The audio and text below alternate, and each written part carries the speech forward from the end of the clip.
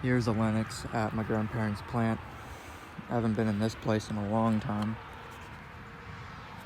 Well, it's been a couple years.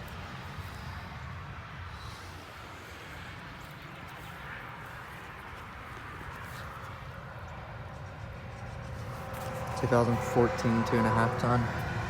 This thing has no installation on it. It's a condensate drain.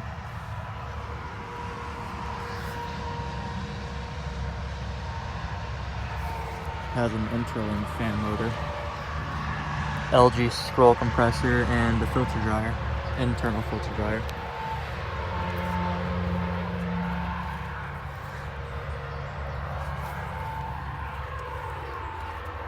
Mill bank disconnect box.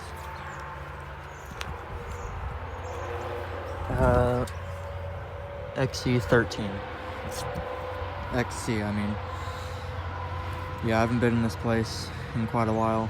I need to come back here in the summer and get another startup of it, because the last startup that I had of this thing, my grandma recorded, and that was like 7 years ago, so it's been a long time.